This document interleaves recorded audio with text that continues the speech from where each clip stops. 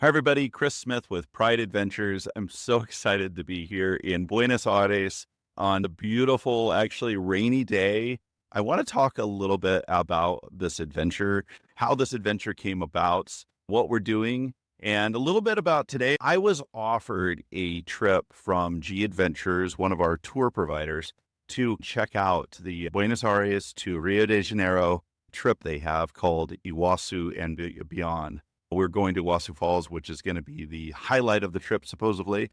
So I'm excited to see that. I'm here with a friend, Arya. The two of us decided to come out, check out the trip, and see if it's something that we want to do for one of our group adventures. I decided to come 2 days early. So we both came 2 days early. Why coming a couple days before a big adventure trip is always something that's really worth it. When I left Los Angeles, I flew to Houston, and then we had the 9.5 hour flight down to Buenos Aires. It was an overnight flight. Didn't sleep very well. I'm 6'7", so sitting in even those bulkhead seats where I can stretch out my legs, you're in and out of sleep, in and out of sleep. So when I did finally get to the hotel in the morning, I was able to pay $30 extra to get my room early, and it was totally worth it. I went in and took a 3-hour nap. When Arya got here, we started going out and wanted to check things out. Arya slept a lot better than me in the plane.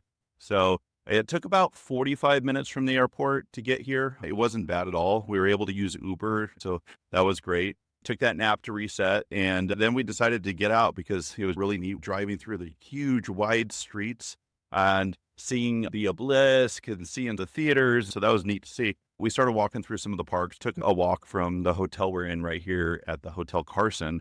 We're near a lot of the colonial town area, old buildings that are European inspired from the Italians and French, which is pretty amazing. We had a spontaneous lunch. I definitely needed some empanadas, so we stopped for some empanadas and beer. That was really nice. We took a little siesta after that and decided to go out for a steak dinner. We were heading to that place, and we stopped on a place called Baris, spelled Paris, but Baris with a B. And they had hot dogs of all things. But we stopped in there. It was a really hopping place, and we had hot dogs, and they were so good. And then we had a couple more beers, and ended up at a bar in the Palermo neighborhood, which has beautiful restaurants as well. We did rock karaoke, and we'll have a video here of me singing Pink Pony Club. They put me on first. It was a little nerve-wracking, but fun at the same time. That was day one. We had a ton of stuff just in day one of our pre-trip. Day two, we visited the National Museum of Decorative Arts. Definitely recommend that.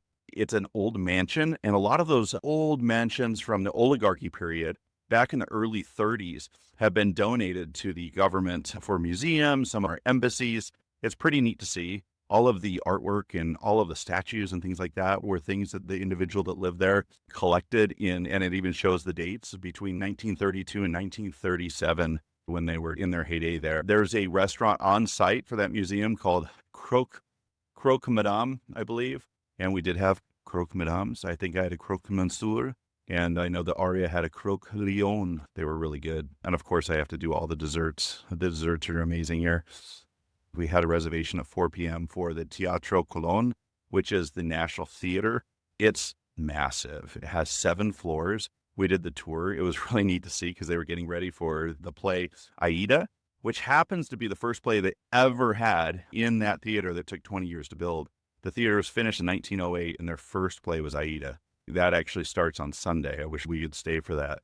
Last night, we then came back for a little bit at the hotel, and we went out to Michelangelo Tango show. Do a tango show, no matter which one. This one was so nice. Check out the video that I took of it. The ambiance was beautiful. The dancing was spectacular. The entertainment above and beyond the tango was just awesome as well. The food was great. We had some Argentinian beef, so we had steaks, and they were really good.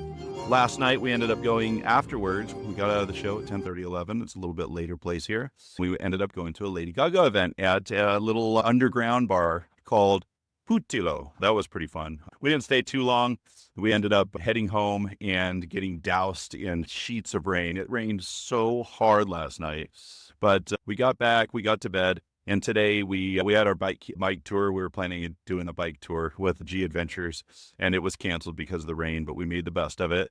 We went to the Peak House, Casa Rosada, from Evita. You can see the balcony. Of course, they have to remind you that was a movie. As far as singing from the balcony, there was no singing, but it was really neat to go to.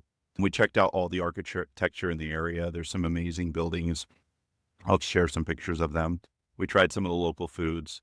And this afternoon, we're actually going to meet up with a friend who is moving here with his partner from San Francisco. He recommended that we go to this pizzeria, Werin. It's famous. There's over 159,000 reviews for this place that has 4.7 stars. So we're excited to check that out this afternoon.